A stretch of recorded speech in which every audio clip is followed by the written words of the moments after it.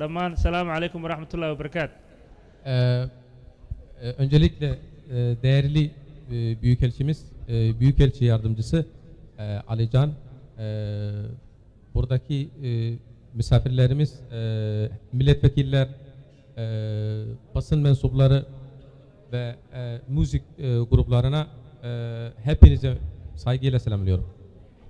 xafladan caawa aan ugu talagalnay mahadcelinta walaalaheen Turkiga ah oo runtii hantay qulubta shacabka Soomaaliyeed. ujeedadoodu waxay ahayd inaan tusno sida shacabka Soomaaliyeed uu mar walba ugu qanacsan yahay una fahamsan yahay qofka walaalka dhabta ah cidda uu yahay ayna qireen in Turkigu uu yahay walaalaha dhabta ah ee Soomaaliyeed. Bugünkü bu akşamki etkinliğin nedeni Somali halkının gönlünü kazanan Türkiye'ye teşekkür etkinliğiydi. Gerçekten Türkiye Somali halkının gönlünü kazanmış, bize kardeşliği göstermiş, gerçek dost ve kardeş bir ülkedir. 19 Agost 2012 ayay ahayd markii caalamku indhahooda u soo jeestay dalka Soomaaliya, markii macluul baahsan ee jirtay cid u soo dhaqaaqda la waayay oo u soo dhaqaaqay Recep Tayyip Erdogan, isla markaana isaga iyo xaaskiisii reerkiisii iyo wasiiradiisiiba isagoo ra'iisul wasaaraha markaas door biday inuu yimaado dalka Soomaaliya, isla markaana u soo jeesto walaalaha muslimiinta ah. Somali'de açlık ve kıtlık ve zor durumdayken dünyanın yalnız bıraktığı bir dönemde 19 Ağustos 2011 tarihinde Sayın Recep Tayyip Erdoğan, o zamanki Türkiye Başbakanı, ailesiyle, kabinesiyle, kabine üyeleriyle ve kalabalık bir heyetle Somali'ye geldiler. Recep Tayyip Erdogan wuxuu ahaa geesi u istaagay muslimiinta caalamka oo dhan, isla markaana qaatay riski in uu yimaado dalkan oo markaas marxaladiisu aysan aad u wanaagsaneen, isagoo ka eegay dhanka bini'aadanimada, sheegayna in qof muslina meel uu ku dhimanayo in uu dantiisa iyo amnigiisa ka fikiray inaysan ahayn, inay tahay si degdega in loogu gurmado. Gurmadkaasna wuxuu ahaa kii caalamka oo dhan indhahooda u soo jeediyey Soomaaliya. Recep Tayyip Erdoğan sadece Somali için önemli bir lider değil, aynı zamanda İslam dünyası için önemli bir lider ve Somali'ye geldiği tarih veya Somali'ye geldiği dönem 2011'de Somali'nin güvenlik durumu çok kötüydü. Tehlikelere, güvenlik risklere rağmen Somali'ye geldi ve dünya dikkatini Somali'ye çevirdi. intaas wixii ka dambeeyay 2011 waxaa soo noolaatay rajada shacabka Soomaaliyeed, waxaa soo noolaatay in dalka uu noqdo amni iyo nabad, waxaa soo noqotay horumarkii. shacabka Soomaaliyeed waxay aamineen inay leeyihiin dad walaalo ah, u istaagay, diyaar u ah, isla markaana rajo geliyey, taasoo maanta noo suurtagelisay inaan caawa halkan isugu nimaadno si aan dadkaas walaalaha ah nahay aan u dhahno waa mahadsantihiin. 2011'den beri Somali halkı umutlandı, umut buldular ve Somali'de Somali gelişti 2011'den beri ve hala gelişmeye devam ediyor. Birçok konuda ilerileme kaydedildi. Tıpkı bu akşam olduğu gibi şimdi güzel bir şekilde burada bulunuyoruz ve bizim için bütün bunları yapan kardeşlerimiz Türklere ve Türkiye'ye teşekkür etmek için bu akşam buradayız.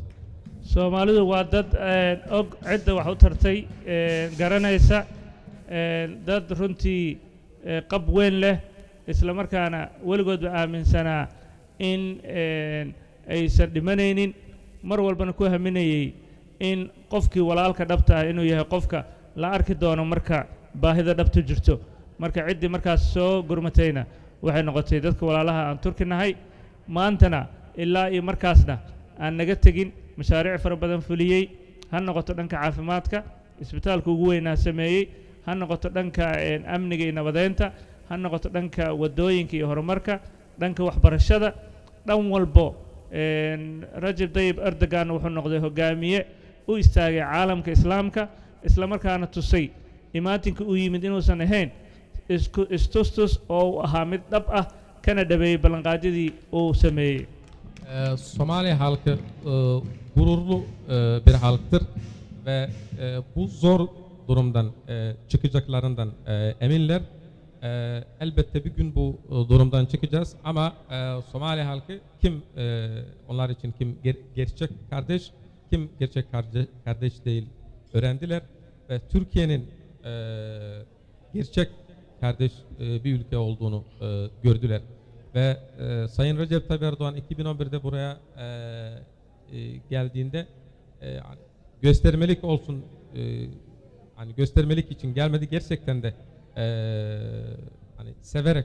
Waddanka ugu horreeyey ee u istaagay markii inqilaabkii dhicisoobay ka dhacay Turkiga isla markiiba caddeeyey siday uga go'an tahay inay garab istaagan yihiin Recep Tayyip Erdogan iyo hoggaankiisa isla markaana tusay caalamka una horseeday waddamo badan oo isqarqarinayeyna ay ku caddaatay meesha ay jiraan.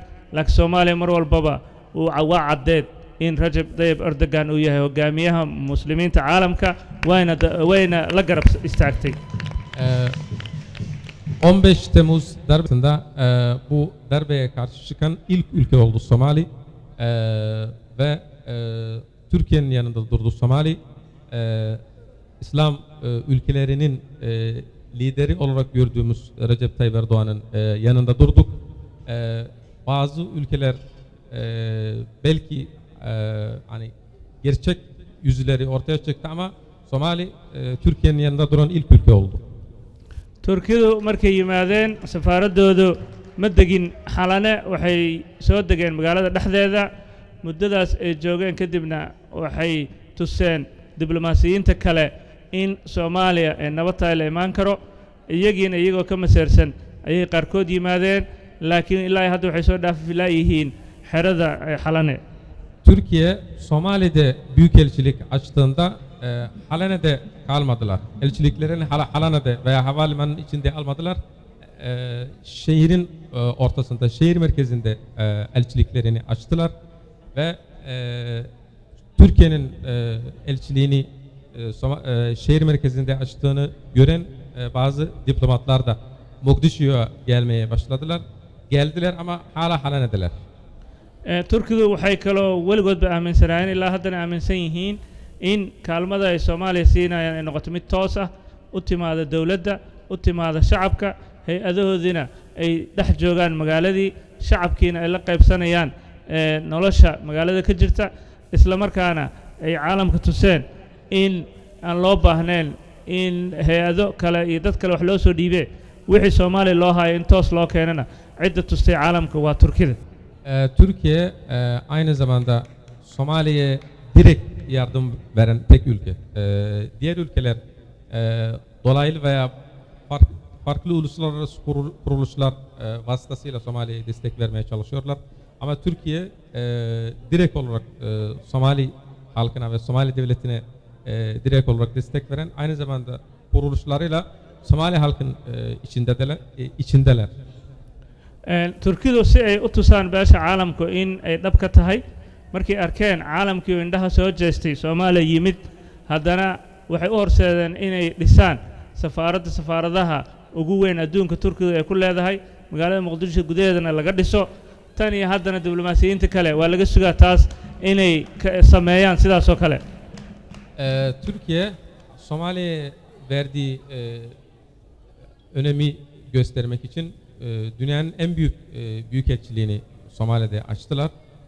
Diğer ülkelerden de beklentimiz Türkiye gibi elçiliklerini şehir merkezinde açmaları. sidoo kale Turkidu waa dadka kaliya ee marka gargaarka bini'aadama la yiraahdo bishii barakeysneed ee Ramadaan aan ku baaqnay in la gargaaro barnaamijkii taakulana ciddii ka soo jawaabtay si rasmi uga soo jawaabtay bulshada ku dhaqan gobolka Banaadirna soo gaarsiisay kaalmo iyagoo maamulka gobolkana ku dhiirigelinaya howlaha ay wadeen. iyagana aad iyo aad baan ugu mahadcelinaynaa, ha noqoto Turkish Red Crescent ama Tika ama safaaradaba sida ay noola garab istaageen in bisha barakeysneed ee Ramadaan ummaddu ay helaan raashin ku filan.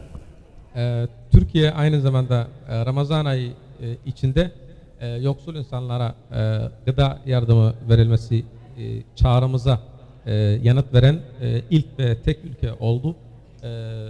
Türkiye kuruluşlarıyla başta TİKA ve Türk Kızılayı olmak üzere ve Büyükelçiliğin de bu konuda emeği var.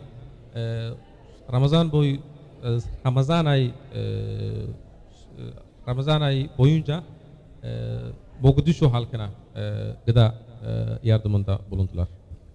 mudane safiir anigoo ku hadlaya magaca shacabka gobolka banaadir waxaan mar kale idinkaga mahad celinaynaa taageeradiina joogtada ah caawana xafladdan waxay tahay tusaale keliya inaan waa mahadsantiin keliya idin dhahno laakiin intaan ka badan ayaa naga istaahishaan waqti badanna waa isku heli doonnaa sidoo kale dowladda federaalka iyo shacab weynaha soomaaliyeed meel walbay joogaan guda iyo dibadba waxay idinkaga mahad celinayaan taageeradaas waxaa hanateen qulubta shacabka ma idin loobi doono soo dhowaada caasimaddiinnii iyo magaaladiinnii iyo gobolkiinnii iyo dalka soomaaliyana mar walba waa walaalihiin si joogto ah idin garab taagan.